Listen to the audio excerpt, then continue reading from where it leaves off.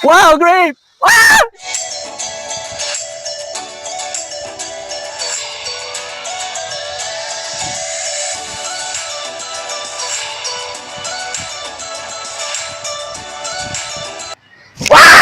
What's up mga ka-vlog? So guys, bumili tayo ng drone. Kasi paano, nakikita ko dun sa mga ibang vlogger ay pupunta sila sa mga gandang lugar, tapos nagpapalipad silang drone. Kaya naisipang bumili na ito Sa Timo ko binili. Magkano? Ay, 290 lang. Susubukan natin kung sulit ba ang halagang 290 pesos na drone na galing sa Timo. Unboxing! Ching! So guys, bali ito yung laman niya. Moment of truth. 290 pesos ng Timo. Wow! Ting, ting, ting! Ting, ting, ting, ting! Wow! Great! Ayan. May kasama siyang manual guys. Iba't ibang lingwahe yan. Nung una, binasa ko simula dito.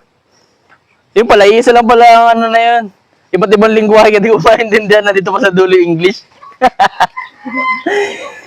Tapos yan, may kasama na siyang remote control. Kailangan niya ng AAA na battery para makontrol mo tong drone. Ito ang tsura ng drone niya guys. Tun, tararan, tun, tararan. Tapos may libre na siyang battery. Dalawa. Nandito na nakasalpak na yung isa. Yan. So, bali hindi ko siya makokontrol ngayon. Dito wala akong battery. Tapos, kailangan daw i-download ito. Para pwede mo siyang makontrol sa cellphone mo. I-connect mo lang sa hotspot. Yan, ganyan. Kaya susubukan natin sa cellphone, guys. Okay? 1, 2, 3. Shoo! Oh, guys, papakita ko kung ano kailangan i-download para makonect yung cellphone ito. Yan, RC UFO. Yan. Pwede mo maano yan. Start mo na lang yan. Makikita mo na rin yung camera niya. Pangit.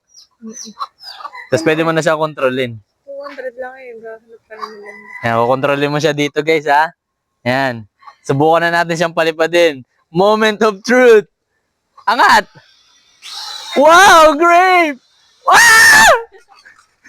So by ito na guys yung part na pinalipad ko yung drone tapos ay napunta siya dun sa sa Talahiban. Di ko na siya makakontak kaya ako'y nadito na sa may Talahiban. Ako'y nagtabas ng hiramo ko na itak dun sa aming kapitbahay para mahanap ko yung drone. Ako'y nakatagpo ng isang anakundang nagtuturek. Nagtuturek. Tapos ayan, nagtatapos lang ako dito. Tapos hanggang sa matagpuan ko na siya. Kaya sa susunod ko gagamitin ko naman ay yung kanya ng remote control. Hanggang sa muli guys, paalam! Wow!